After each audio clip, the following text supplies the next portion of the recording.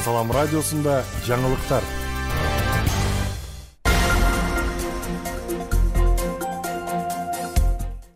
Саламатсыздарбы? Кезектеги жаңылыктар түрмөгү менен сиздерди мен Айжамал Амирова тааныштырам. Алгач жаңылыктардан кыскача анонс.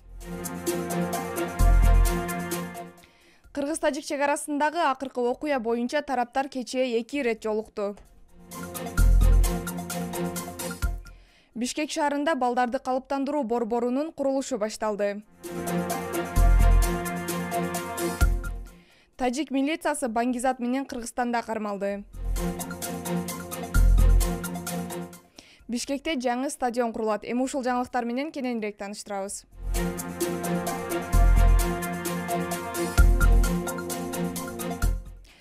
Кыргыз-Тажик чек арасындагы акыркы окуя боюнча тараптар кечээ 2 ирет жолукту. 2022 жылдын 15-июну саат 10:30 карата мамлекеттик чек аранын Кыргыз-Тажик тилкесинде абал салыштырмалуу турукту. Бул тууралуу Кыргыз Республикасынын Улуттук коопсуздук мамлекеттик комитетинин чек ара кызматынын маалымат кызматы маалымдады. Түн тынч өттү. Эч кандай терс окуялар, чыр-чатактар катталган жок. Болуп өткөн окуялар боюнча кечээ 14-июнда 2 тарап жолугушууларды өткөргөн. Алгач Баткен районунун 4 көчө жерлигинде чек ара өкүлдөрү жолукса, 20:40-тан 21:20 чейинки аралыкта Кыргызстандын Кызыл Бел автожол жана Тажикстандын Гулистон автожол өткөрүү пункттарынын ортосунда Баткен жана Тажикстандын Согди облустары боюнча чек ара өкүлдөрүнүн жолугушуусу тараптардын укук коргоо органдарынын облустук башкармалыктарынын жетекчилеринин катышуусунда болуп өттү. Сүйлөшүүлөрдүн жыйынтыгында төмөнгүдөй чечимдер кабыл алынды. Тараптардын чек ара өкүлдөрүнүн жана жооптуу аймактардагы заставалардын башчыларынын жолугушуусунда кабыл алынган чечимдердин аткарылышын көзөмөлдөөнү жүзгө ашыруу. Тараптардын чек ара өкүлдөрүнүн орун басарларына Булак башы жерлигинде жайгашкан чек ара посттордун ишмердүүлүгүн көзөмөлдөө тапшырмасы коюлду. Бул жолугушууда мамлекеттик чек арага жакын жердеги айыл чарба иштери боюнча да маселе каралды.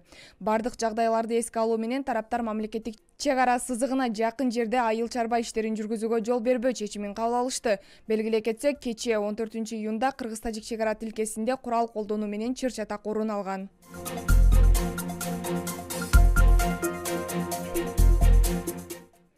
Бишкек шаарында балдарды калыптандыруу борборунун курулушу башталды. Министрлер кабинетинин төрагасы Акылбек Жапаров балдарды калыптандыруу борборунун курулушуна капсула салды. 96 орундуу борбор 2022 жылдын 1 декабрында пайдаланууга берилери айтылды. Бул тууралуу Министрлер кабинетинин маалымат кызматы кабарлады.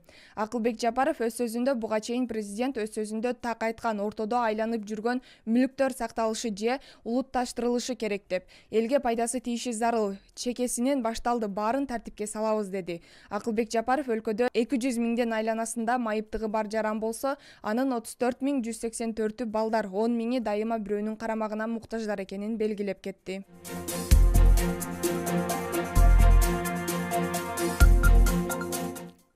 Тажик милициясы Баңгизат менен Кыргызстанда кармалды. Тажикстандан Кыргызстанга, андан ары Казакстанга афган тектүү баңгизаттардын ири партиясын ташып сатуу менен алектенген улуттар аралык Баңги тобунун ишмердүүлүгүнө бөгөт коюлду. Бул тууралуу Кыргыз Республикасынын Ички иштер министрлигинин маалымат кызматы билдирди. 1 жыл бою жүргүзүлгөн атайын операциянын натыйжасында улуттар аралык Баңги тобунун бардык мүчөлөрү Баңги топтун уюштуруучусу 1960 жылы туулган Тажикстандын жараны, Баңги тобунун мүчөсү 1982 жылы туулган Тажикстандын жараны жана Тажикстан Ички иштер министрлигинин кызматкери кармалды. Аныкталган баңгизатынын көлөмү 33 килограммды түзөт.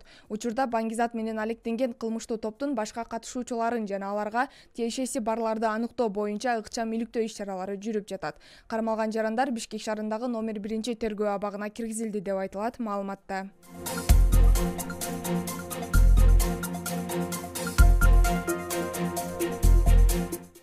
Бишкекте жаңы стадион курулат. Бул тууралуу президенттин басма сөз кызматы билдирди.